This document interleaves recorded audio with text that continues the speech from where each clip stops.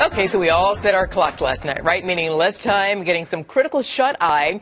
So that could impact a lot more than just how tired you're feeling this morning. Dr. Siegel, I mean, really, how much of an impact could one less hour of sleep have on your health? More than you think, Arthel. Really? He looks exhausted. Look at him. No, you don't. I'm wide awake. It looks great. Don't listen to him. Let me have that camera back. It's all that coffee that Dr. Samadi is recommending. Good. So if I lost sleep last night, I made it up with all of that coffee. There's all the tremor going on. Go ahead.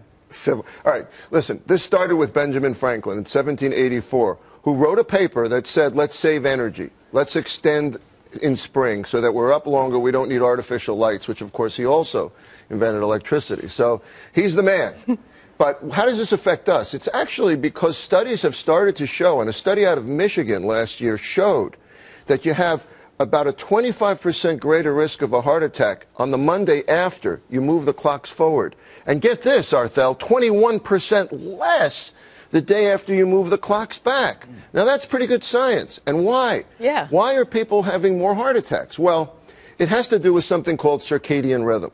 Your body is used to a certain rhythm. And in the morning, when you get up, you know, you release your testosterone. If you're me and David, if you release your steroid hormone, your cortisol is dependent on when you get up. And if you alter that by even by an hour, you can get more stress hormones in your blood. And if you're a heart attack about to happen, that may be the day it happens. Also, car accidents are more likely to occur on the Monday following. So it's about screwing up your clock. Now, Dr. Samadi has said yesterday on TV, I'm gonna beat him to the punch on this. He wears a beautiful watch. He does. And his watch, he's changed it yesterday. So he missed all his appointments yesterday. Okay, this is actually a very special watch. If you can zoom in on this. But this is given by one of the presidents of a very most powerful country. You can zoom in. But the point, I want to make the point, I'll switch to you. The point here he's making, though, is an excellent one, which is you have to get your body ready to this change. You can't just jump into it 2 o'clock in the morning on a Saturday night.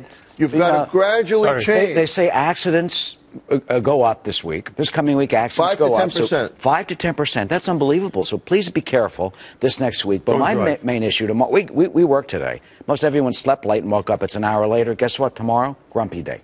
Big time All America tomorrow, Monday morning, they are so grumpy because everyone is sleep deprived tomorrow morning, 9 o'clock. Eric, let me just jump in because everyone looks a little fatigued over here. So chronic fatigue syndrome is a syndrome that has been around for a long time. The biggest news is not what's going to happen on Monday morning because every year we get through and we'll be fine. You set up your time an hour before. You basically don't have alcohol or smoking or etc. You don't exercise before you go to bed or coffee. We covered all of that. The truth is that the Institute of Medicine just came out and they changed the whole concept of chronic fatigue syndrome. People that are tired for a long time, about 6 months. People that cannot stand for a long time, with some exertion, they get really tired. And they called it systemic exertion intolerance disease. Mouthful, but they're changing it because now we're starting to understand what this chronic fatigue is. For a lot of doctors, it's hard to diagnose this. There's no real test. This is a diagnosis of exclusion. You feel like you're always tired, but don't tell you have chronic fatigue syndrome because there are some data coming in that if you check your blood test, and I'll put this on my Twitter about this, your sediment rate, your inflammatory is going to be low. You're going to have some immunoglobulin against herpes and chlamydia.